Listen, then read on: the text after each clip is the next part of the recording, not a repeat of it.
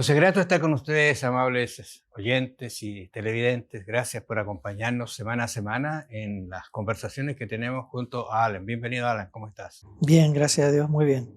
Estamos creciendo aquí en este estudio y se está poniendo cada vez más interesante. Muy interesante, sí. Nuestro estudio está centrado en ver el rostro del orfebre. Y hay un relato acá que es interesante porque habla de que para saber realmente si el oro está puro o el metal que yo estoy purificando. ¿Se acuerdan ustedes que esto lo hemos tomado como un símil del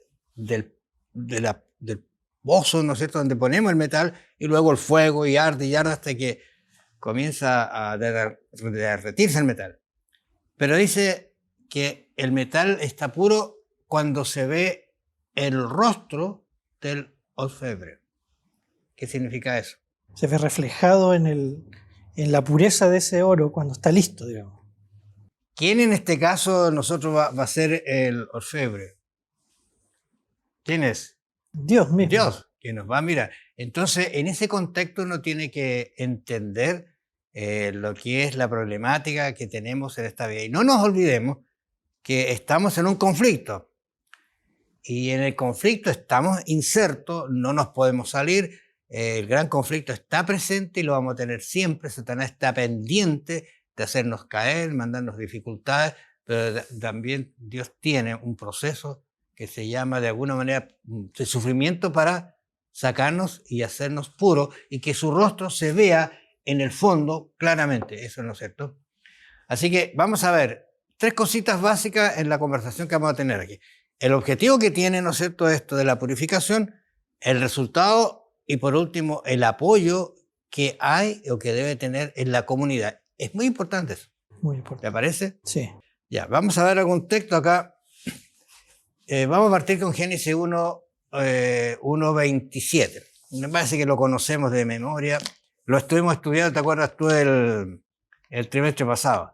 Génesis. ¿Qué es lo que dice allí? Génesis 1:27. Y creó Dios al hombre a su imagen, a imagen de Dios lo creó. Varón y hembra los creó. ¿Por qué el texto? Aquí, ¿dónde está la esencia del texto en el tema que estamos conversando? La palabra es imagen. Imagen. Dice que Dios nos creó a su imagen. No te ofenda lo que te voy a decir, Alan. Sí. Pero ¿tú crees que tienes algún rastro de la imagen de Dios? Yo creo que sí. Pero ¿qué es lo que sucede? La hemos perdido. Se ha ido estropeando. Se ha ido estropeando. Ha pasado, ¿no es cierto?, muchas cosas en el ser humano que algún día nos vamos a encontrar con Dios y vamos a ver que cómo tuvo que cambiar Dios para esto. Pero, ¿qué es lo que dice? Esa imagen se ha perdido. ¿Cómo entonces Dios, qué objetivo tiene de producir la imagen de Dios en nosotros? ¿Se podrá hacer? ¿Será posible? ¿Eso será que vamos a llegar a ser como dioses? ¿Qué opina Alan? A ver. Bueno, esta lección nos habla mucho de esta imagen que si pudiéramos usar otro lenguaje también muy cercano al adventismo, sería la palabra carácter. Dios nos hizo conforme al carácter, esa palabra que tiene que ver con lo físico, con lo mental, con lo espiritual, todo lo que está implicado en la palabra imagen. Y también, por otro lado, siempre hemos entendido de que la ley de Dios, de la que hablamos un poquito la semana pasada, es el reflejo o trasunto del carácter de Dios. Recordemos de paso que por esa razón la ley estaba en el lugar más santo, el lugar santísimo en el santuario, para que siempre el pueblo de Dios se recordara de que ese es el reflejo de la imagen divina y eso es lo que Dios siempre ha querido restaurar en el corazón humano. No se puede entender incluso el conflicto sin hacer alusión a esa ley que ha atacado el enemigo como imposible de guardar. Cristo vino a demostrar lo contrario y ahora quiere también que eso quede demostrado en la raza humana. Romanos 8:29, no 28, porque el 28 me gusta mucho, pero el 29 dice, y usted léalo con tranquilidad después en su casa, pero dice lo siguiente: a los que antes conoció, Pablo está hablando, también los predestinó para que fueran hechos conforme a la imagen de su Hijo, para que Él sea el primogénito entre muchos hermanos. ¿Qué te parece el texto? Podría alguien leer eso como determinismo, como Determinismo, ¿no? exacto. Pero acá la idea de predeterminar de antemano tiene que ver con que Dios siempre ha querido para la raza humana completa que alcancemos la salvación a través de su Hijo Jesucristo y volvamos a ser restaurados a su imagen. No tiene que ver con que seleccione a unos antes que a otros, sino que en ese sentido debe ser leído el texto. Ahora es interesante porque en realidad la predestinación, vamos a decir así, todos estamos predestinados para salvarnos. Estaba escuchando a una persona que decía que de 40 alumnos, 6 se graduaron. Voy a decirlo así ahora. Los 40 estaban predestinados para terminar el curso y graduarse. 6 se graduaron. ¿Qué pasó en el camino? No era una predestinación, sino algo pasó con ellos que no siguieron. Y me vino a la mente, perdón que lo recuerde, yo la primera vez que entré a estudiar la auditoría, la sala tenía, no sé, 80 personas. Estábamos todos ahí, pero el primer día de clase yo recuerdo eso. Pero también recuerdo cuando nos graduamos. No fueron más de 10. Entonces, ¿qué pasa en el camino? ¿Qué es lo que sucede? Ahora, es aquí donde Dios quiere que terminemos, pues, pero para eso tuve que estudiar, voy a decir así, tuve que pasar pruebas, ¿no es cierto? Dedicar tiempo, quizá un poquito dejar la familia, porque había que meterse en esto. Hacer su parte, digamos. Hacer la parte, porque Dios, ¿qué sería que si a uno le dice, ya, ahora alguno de ustedes quiere ser que sería ingeniero, ya, toma este papel, aquí está el cartón, eres ingeniero? No es así. Hay algo que hacer. Entonces, porque antes a los que conoció, también los predestinó para la salvación, pero conforme para que sean a la imagen del Hijo. Pero mire, no nos olvidemos lo que dice el texto, para que sea Dios primogénito entre estos hermanos. O sea, Él fuera lo primero. Así que Romanos 8:29 nos dice que en realidad lo que Dios quiere es que seamos destinados, predestinados a la salvación, pero que nosotros tenemos que, y aquí viene lo que tú decías, la ley, el reflejo del carácter de Dios. Exactamente. Y la ley produce ese efecto en las personas. Es como, si podemos citar un texto rápido, en Mateo 24, cuando dice que el amor de muchos se enfriará por causa de la maldad. ¿Se acuerda usted, hermano? Pero es interesante porque la palabra original allí es anomía. Es decir, se podría traducir perfectamente que por causa de la transgresión de la ley, el amor de muchos se enfriará. Es decir, otra vez, el amor divino se expresa a través de su ley. No es legalismo ni nada de esas cosas extrañas que a veces se le ataca a la ley. Bien entendida la ley va a llevarnos a tener más amor en nuestro corazón porque es el reflejo de Cristo. Y es en ese sentido que hay que entenderlo. Ahora, qué triste porque la ley de alguna manera nos salva de muchas situaciones engorrosas, nos protege. Pero a veces hay cosas que no nos gustan y eso hay que serlo sincero. Mira, aquí en 1 Corintios 4:9 dice, porque según pienso, Dios nos ha exhibido a muerte, a nosotros los apóstoles, como postreros, como a sentenciados a muerte, pues hemos llegado a ser espectáculo al mundo, a los ángeles y a los hombres. O sea, qué responsabilidad, ¿eh? Reflejar la imagen de Dios. ¿Qué pasa con un padre que no refleja la imagen de Dios?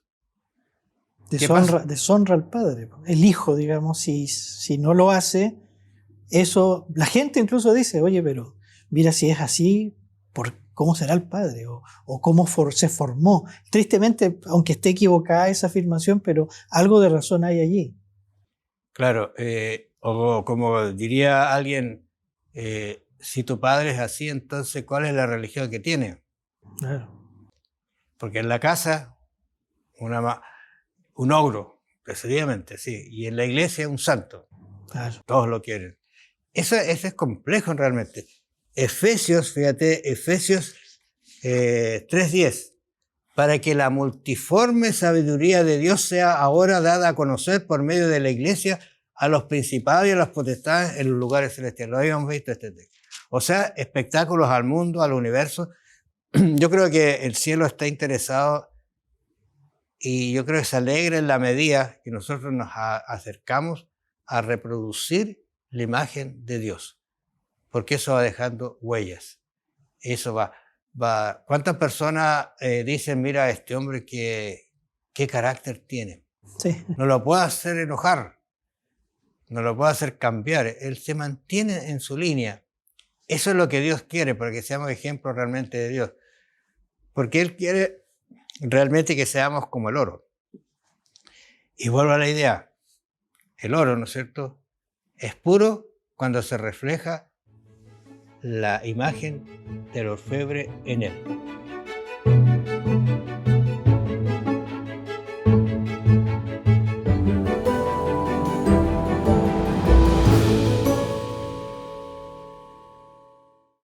Hay un tema que ahora nos cuesta a veces entenderlo cuando lo pasamos.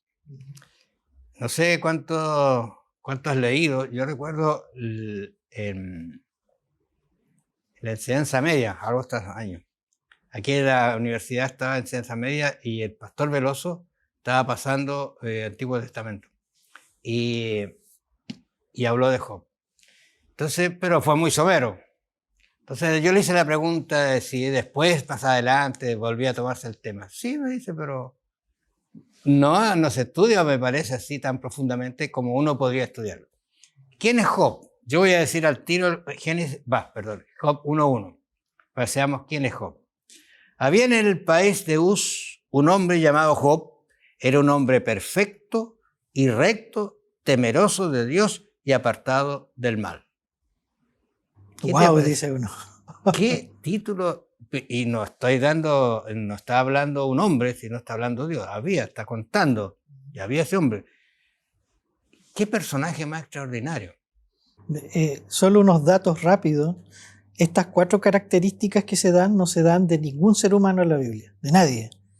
A lo más de Noé dice que era perfecto, recto, 2. De Daniel algo parecido, pero que se den esas 4 solo se dan en Job. Y bueno, muchos saben de la historia de él, pero vamos a decirlo de esta manera. El libro de Job abre hablando del carácter de Job, y eso no hay que olvidarse. Ahora, del carácter, eso es interesante porque de eso estamos conversando, que Dios lo que está tratando es que nuestro carácter sea el que cambie. Así es. No la figura, qué sé yo, el hablar, no el carácter. Así que es un hombre perfecto en todos sus caminos. Acá luego dice, versículo 9, entonces voy a leer Job 1, 9 al 11. Respondiendo Satanás a Jehová, dijo, ¿acaso teme Job a Dios de balde? Se puede traducir como por nada, por desinterés. Eso está diciendo, o sea, es en forma sarcástica.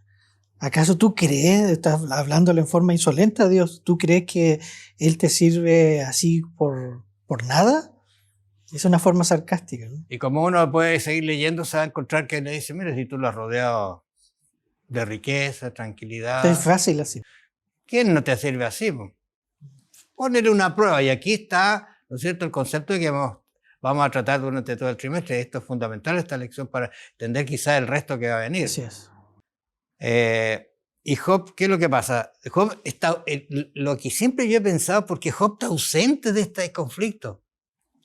Job no tiene idea de esta conversación. Nada. Incluso mientras pasa el problema tampoco tiene idea. Si uno termina al final el libro de Job, cuando Dios le habla, tampoco tiene idea que el problema que hubo, y ahora Dios lo hace reaccionar en los últimos capítulos diciéndole a Job, mira, quiero hacerte unas preguntas, porque quiero que tu carácter realmente, que es muy bueno, aún sea moldeado mejor. Y de hecho hay un texto que a mí me gusta mucho, lo vamos a ver después, sí. Pero ahí vemos cómo Dios está dándole un tiempo para mejorar a Job, pero él nunca lo supo. Nunca supo esto. No supo quién le mandó la prueba, por qué se la mandaron y quedó cómo. No, y esa es una advertencia, incluso sin querer, como dice, queriendo lo que usted dice, una advertencia para aquel que lee Job, porque es fácil leerlo desde la altura. Es como parecido al mismo Job. Job no tiene idea de lo que le está pasando, pero a veces uno lee con cierta indiferencia, no, Job fue bueno, le pasaron todas estas cosas y me va a servir a crecer en mi vida espiritual. Pero involucrarse en el libro implica ver que perdió lo más querido, por ejemplo, que eran sus hijos. A sus 10 hijos los perdió, y toda esa larga lista de pruebas de ataques literalmente que hizo Satanás contra él. Y viene la gran prueba, me parece a mí, del libro es, pero ¿y por qué Dios permite esto? Si yo sé quién es Él, ¿por qué me está pasando todo esto? Si yo he sido justo, he sido recto, he sido fiel al Señor. Esa es la gran interrogante del libro. Ahora, aquí hay silencios. A mí me gustan, estoy aprendiendo mucho de los silencios, porque Dios aguarda silencio con Job. Él recién va a conversar que cuando pasa la prueba, Job, recién va a hablar. Sí. Pero recuerda que muchas veces con Abraham Dios guardó silencio y habló cuando ya la situación era oportuno para Dios hablar. Ahora, ni los amigos sirvieron, ni la esposa que Dios la preservó con vida. Porque en algún momento ella también dijo, ¿por qué no maldices a Dios? Claro, ella fue honesta. A veces uno es muy injusto con la esposa de Job. Ella fue honesta. Perder 10 hijos, perder tu tierra, tu casa, incluso ver a tu marido ahora enfermo, casi prácticamente con lepra. No iba a estar feliz y agradecida por lo que estaba pasando. No entendía, y a veces hay que entender que el dolor extremo y muy fuerte cuando golpea nos hace decir cosas, como dice la misma Biblia por ahí, hace que se revele lo que hay realmente en el corazón. En realidad lo que Dios quería que Job fuera como el oro. Era muy puro, pero faltaba todavía. Pero a mí me gusta el texto, yo le decía en Job 42:5. Para mí me habla de lo que Job cambió. Porque dice, de oídos te había oído. O sea, yo te había escuchado, habíamos conversado, habíamos platicado. Pero más ahora mis ojos te ven. ¿Cuándo lo vio? Bueno, si usted se lee el libro, tú te lees el libro, yo creo que lo has leído, te vas a encontrar que pasó un tiempo y una prueba no sé cuán larga, pero fue larga. Muy dura. Muy dura, difícil, pero recién él se realiza y dice, ahora mis ojos te están viendo, oh Dios, después de la prueba. Es decir, y yo añadiría algo más. Me parece bien interesante, curioso, pero muy profundo. Lo estoy aprendiendo, de hecho, recién. A mí mi libro favorito quizás sea Job y Daniel. Lo he leído mucho. Es interesante, hermano, que en el último capítulo, solamente cuando Job sacrifica en favor de sus amigos, inmediatamente el texto dice, y entonces Dios le restauró todo lo que tenía. Es como que se olvidó de sí mismo y su dolor. Y por qué no decirlo en el contexto de nuestra lección, llegó a reflejar más plenamente el carácter de Cristo, que es el sacrificio por los demás. Ya no era su dolor con toda su intensidad tan importante, sino era orar y sacrificar como sacerdotes, Job, en favor de sus propios amigos. Estoy pensando que el problema de las 10 vírgenes, que aparece también en el contexto de lo que estamos estudiando, Sí. Mateo 25, ¿se acuerda? Habían prudentes e insensatas. Y uno se pregunte por qué habían prudentes e insensatas si las dos tenían aceite. Bueno, algunas tenían aceite, pero no lo suficiente, no era su carácter digno de recibir al esposo. Y cuando se encontraron sin aceite, no salieron a comprar, sino que pidieron.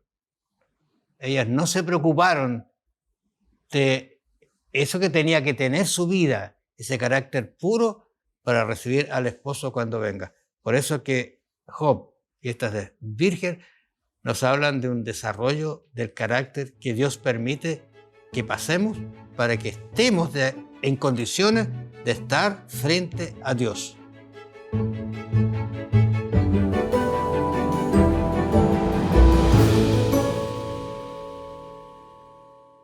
Nuestro tema está tornándose interesante, pero nos queda poco tiempo. Pero vamos a seguir conversando con usted y usted le hace Daniel, por ejemplo, el último capítulo de Daniel, va a encontrar algunas cosas muy, muy interesantes.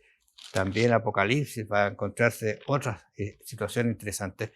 En Daniel 12, capítulo 12, que es el último capítulo de Daniel, capítulo 12, versículo 10, dice, muchos serán limpios, emblanquecidos y purificados, los impíos procederán impíamente, dice, y ninguno de los impíos entenderá, pero los entendidos comprenderán.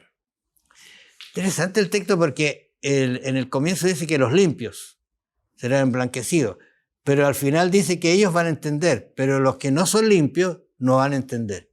¿Qué te parece a ti en este gran conflicto? Es tremendo este texto. Daniel siempre da para hablar mucho, pero si nos remitimos específicamente a nuestro tema del trimestre, de lección número 4, todo implica que hay un refinamiento del carácter o de la mente de estos que están acá. Porque dice serán limpios, emblanquecidos, purificados. Y uno preguntaría, ¿por qué habla tanto énfasis en que van a ser purificados? Porque el contexto de este texto es la gran crisis final. Y la crisis, como la dejó, porque fue su crisis también, se parece mucho a esta que está aquí.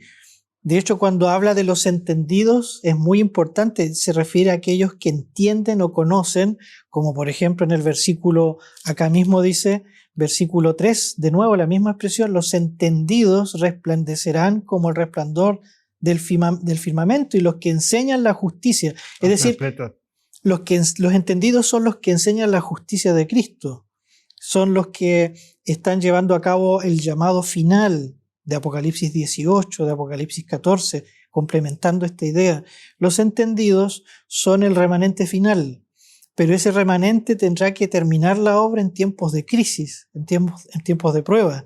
Y así igual, si nos remitimos al principio de nuestra lección, se parece mucho a la primera iglesia cristiana en el siglo I.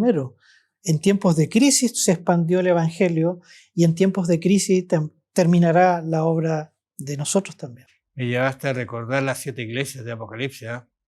Que el que venciere, el que tuviere, va a ser el que va a triunfar. Jeremías nos habla de que en realidad, Jeremías 37 dice, ¿a cuán grande es aquel día? Tanto, dice que no hay otro semejante al tiempo de angustia para Jacob. O sea, compara el final, porque estamos hablando de la victoria en el conflicto, no la victoria que se consigue tranquilamente. Si hay un conflicto, es una victoria que está teniendo problemas para la persona, problema de carácter, relación, no sé. Pero dice que en realidad será tiempo de angustia, como Jacob, pero de ella será librado mi pueblo. Ahora, aquí en Jeremías 30 dice, tú pues, siervo mío Jacob, no temas. No temas, dice Jehová, ni te atemorices.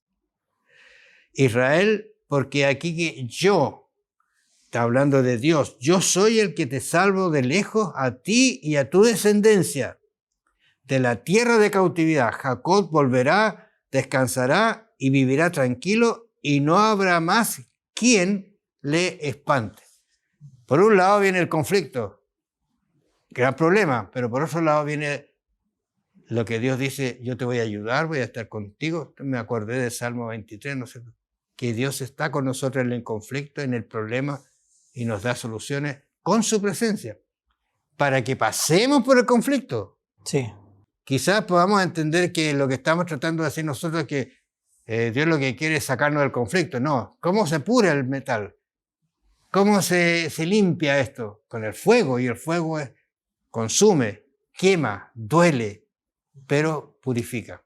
Yo lo diría de esta manera, muy contingente todo esto que estamos viendo, porque esto es de carne y hueso, esto es real, esto no es solo teología que aparece en la Biblia.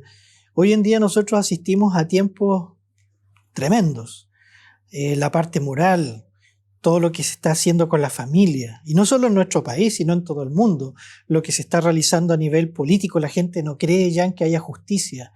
En el plano educativo, crisis alimentaria, crisis sanitaria, parece que el mundo cada vez va de mal en peor, hay una oscuridad que se cierne sobre el planeta. Pero Jesús dijo algo, vosotros sois la luz del mundo. Y la luz del mundo, cuando habla al final de esas palabras, Jesús dice, para que las personas vean vuestras buenas obras de justicia, la justicia de Cristo. O sea, la luz de lo que se menciona acá, usando la misma metáfora de Daniel 12:3, que serán como las estrellas, Apocalipsis usa la misma figura, que la gloria de Dios iluminará toda la tierra, Apocalipsis 18:1. Lo que siempre a lo que se refiere es que Dios está preparando un pueblo para que a través del carácter de Cristo y solo la obra en sus corazones reflejen algo que hoy en día está en crisis. Todo el mundo en una dirección, y Dios está preparando un pueblo para que muestre justamente ese precioso carácter en un mundo, repito, donde se han olvidado del Señor, de su palabra y de estas cosas que estamos hablando. Ahora, fíjate que allí en Efesios 4:13 dice para que, lo tengo acá, dice, para que hasta que lleguemos, dice, a la unidad de la fe y el conocimiento del Hijo de Dios. Mira, estamos en el camino, pero hasta que lleguemos al conocimiento verdadero. Y de hecho Dios cada día nos tiene nuevas cosas y maravillosas enseñanzas cuando uno abre la Biblia y la está ahí.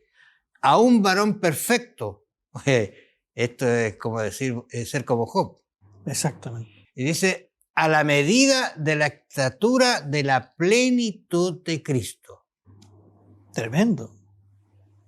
O sea, si nosotros ahondamos en eso, y permítanme, nuestros hermanos, lo voy a decir de esta manera porque es muy clara la Biblia. Nosotros hablábamos de la ley, bien entendida, y la ley la resumió Cristo de una manera magistral. Ama a Dios con todo tu corazón, fuerza y mente, y ama a tu prójimo como a ti mismo. No es suficiente guardar la ley en su primera tabla, porque va junto con otra tabla. Y acá lo que nos está diciendo Pablo es: sé fiel al Señor, a su santa ley, pero la ley se expresa en el amor hacia nuestro prójimo, hacia Dios y hacia nuestro prójimo. Nosotros no vamos a ser perfeccionados en Cristo, nuestro carácter para el cielo, si no estamos en la comunidad, si no amamos a nuestro prójimo, si no expresamos esa sonrisa, esa alegría, esa fe en Cristo junto con nuestros hermanos. Y eso es desafiante porque a veces tenemos problemas en la iglesia, tenemos desacuerdos, tenemos críticas, hay también problemas como hay en el mundo y nos afectan, pero es ahí donde debe relucir el carácter de Cristo, ayudando a nuestros hermanos. Si ve a un líder que no está haciendo algunas cosas bien, orar por él en vez de criticarlo nomás y darle duro al líder. ¿Qué estamos haciendo en realidad nosotros para fortalecer, o en el lenguaje de Pablo, edificar a nuestros hermanos en Cristo y ayudar en la misión de la iglesia? Aquí este es el apoyo de la iglesia en realidad. A veces es lamentable cuando algunas personas dicen, no, yo puedo en mi casa hacer el culto con mi familia, pero esa comunidad es un apoyo Es muy importante. Muy clave. importante. No dejéis, dice Pablo, ¿cierto?, vuestras congregaciones como algunos tienen por costumbre. ¿Por qué? Porque ese fortalecimiento de esa comunidad, que tengamos algunas situaciones por reunirnos, por la pandemia, lo que sea, pero que nos reunamos como familia de la iglesia, eso fortalece. Y yo creo que este es el apoyo que deberíamos todos aspirar a tener y ser parte de ese apoyo. Porque en la conversación de la iglesia, en el saludo, uno puede descubrir si alguna situación puede estar pasando, presente, o puede estar ocurriendo. O sea, el folleto decía, los que buscan la soledad pueden buscarla para, ¿no es cierto?, reflexionar, consagrarse, pero siempre el Señor nos ve como comunidad. Dios está preparando un pueblo, no a un individuo o a alguien que esté ahí, ¿no es cierto?, por más consagrado que sea. Dios nos ve como pueblo, como iglesia, y si entendemos eso, nosotros mismos, junto con nuestros hermanos, vamos a ser fortalecidos. Fíjate, Jesús solo conversaba con su Padre, dice que pasaba la noche entera, pero asistía a la iglesia también. Exactamente. Y en la iglesia encontraba soluciones o daba soluciones que le costaron a él serios problemas, cuando fue, por ejemplo, al templo. Pero él asistía al templo. ¿Por qué? Porque en esa comunidad se aprende mucho, hay confianza, se despiertan intereses por hacer llegar a otros. Fíjate que hay una nota que la tengo acá yo, en Alza los ojos, en una meditación de Ellen White. Dice que cuando nos sobrecojan las pruebas, no meditemos en la magnitud de ellas, ni pensemos que no podemos gozarnos en el Señor. ¿Te acuerdas del texto que decía? Alégrense ustedes que están en la dispersión, decía Pablo, ¿cierto? Pedro. o Pedro, perdón, ¿no es cierto? O sea, alégrense. ¿Por qué? Porque va a venir una solución. No se van a quedar siempre en la dispersión. Es cierto que tendremos sentimientos cambiantes. De hecho, lo vamos a tener. Pasaremos por momentos de desánimo, depresión. Es una palabrita que es muy moderna hoy día, ¿no es cierto? Por depresión. Pero viviremos por sentimiento o por fe, dice ella. No. Aquí está el concepto de fe, ¿no es cierto? Dice, cuando nuestros hermanos y amigos hablen imprudentemente, no nos descorazonemos. Recordemos que nos hallamos en un mundo de prueba y dolor, de penas y desilusiones. Estas experiencias deberían conducirnos a Cristo. Si no lo hace, sufriremos una decepción, una caída y no estaremos en ese camino hacia el cielo. Estamos, como dice también esta misma escritora inspirada, estamos en la escuela de Cristo. Y hay una frase que me ha ayudado por años a mí también. Ella dice en forma muy breve, aprendamos a ver el lado brillante de las cosas. No solo lo malo, aun cuando estemos padeciendo algún problema, siempre Dios tiene algo para hacer brillar alrededor nuestro. Y recordemos la otra famosa frase del adventismo, la única cosa que llevaremos al cielo será el carácter. Así que este tema es súper importante de reestudiar en nuestra escuela sabática. Quizás a nuestros oyentes y quienes están mirando,